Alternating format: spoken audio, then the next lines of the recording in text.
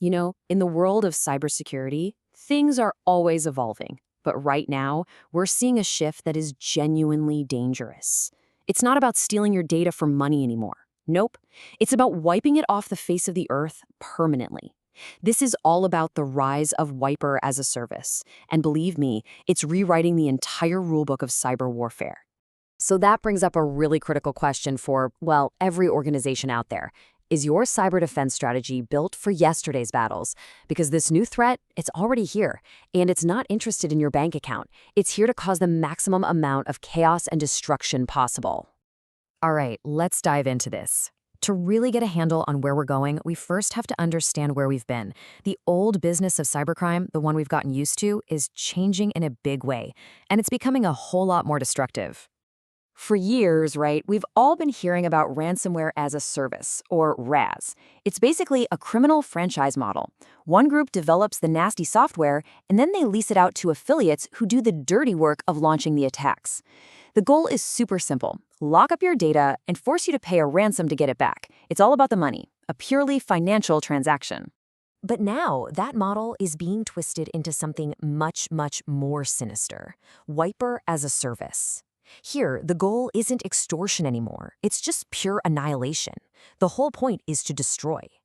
And the simplicity of that idea, well, it kind of hides just how complex and damaging the implications really are. So let's break down the difference, because this is absolutely crucial to understand. A ransomware attack encrypts your data. It holds it hostage. The attackers actually want you to pay them, which means they have a pretty big incentive to make sure your data is recoverable. But a wiper attack, that is a completely different beast. It is designed to permanently destroy your data, to literally erase it. The goal isn't profit, it's to cause total operational paralysis. There is no magic key to get your data back. It's just gone. So, you have to be asking, who is behind these kinds of attacks? Well, the answer lies in this new decentralized threat model, where the lines between state-sponsored hackers and so-called independent groups are getting dangerously blurry. And this is where we need to talk about the concept of proxy actors. On the surface, they might look like independent hacktivist groups, driven by some ideology. But if you look behind the curtain, they're often getting guidance, infrastructure, and, this is the most important part, incredibly powerful wiper malware directly from a state sponsor.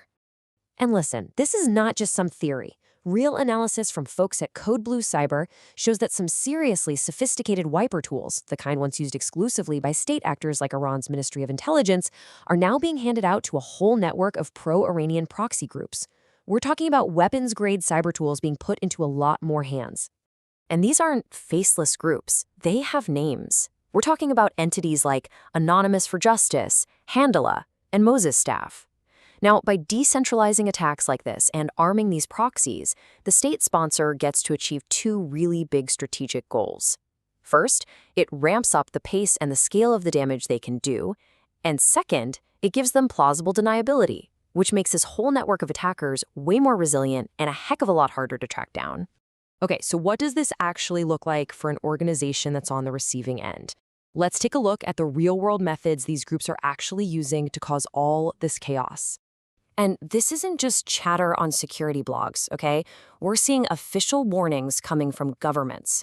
The Israeli National Cyber Directorate, for instance, has been putting out alerts about a consistent rise in pro-Iranian activity and these really aggressive, widespread cyber attacks. The threat is 100% real.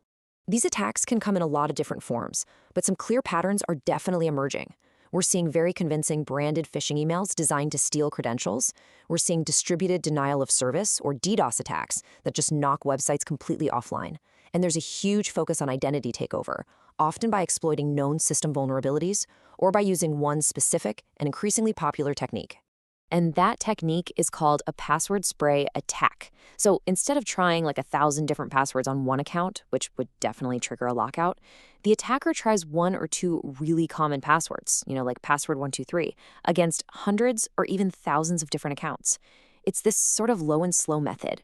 The whole point is to find that one weak link in the chain without setting off any alarms. And once they find that link and get inside, that's when they unleash their true weapon, the wiper. So how in the world do you defend against a threat that's designed for pure disruption? Well, it's not really about building impenetrable walls anymore. It's all about building resilience. So let's walk through the immediate, actionable steps you and your organization can take. And look, these aren't just suggestions. These are the foundational security measures that every single organization needs to have in place. Think of this as your emergency preparedness plan for today's threat landscape. Okay, first things first, mandate multi-factor authentication for everyone. It is the single most effective defense against password-based attacks, period. Second, check your backups. Right now, make sure they're working and, crucially, that you have at least one copy stored completely offline, disconnected from the network. A wiper can't destroy what it can't reach. Third, get some DDoS protection in place to keep your public-facing services online. And fourth, make sure all remote access is secured through something like a VPN or a zero-trust network access solution, which basically verifies every single user and device before it lets them in. Now, here's the thing. Technology is only half the battle. You can have the most sophisticated tools in the world, but they won't help one bit if an employee clicks on a malicious link. The human element. That is the most critical part of your defense. And this is really where everyone has a part to play. It all comes down to basic cyber hygiene. Scrutinize every single link and attachment before you click, especially if it seems even a little bit unexpected. If something feels off, report it immediately to your security team. Don't forward it, don't just delete it and ignore it, report it. And finally, please, use strong, unique passwords for every system. Don't reuse them. It makes a huge difference. You know, this quote from the Code Blue analysis really just gets to the heart of the matter.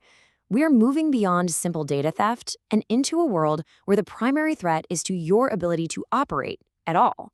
It's about service disruption, system shutdowns, and immediate, direct damage to your core business functions. So I'll just leave you with this one final thought to really chew on. Paying a ransom is a painful financial decision, for sure. But trying to recover from a wiper attack where everything is just gone, that is an existential challenge. Your organization might be prepared to negotiate a payment, but is it truly prepared for total, complete operational disruption?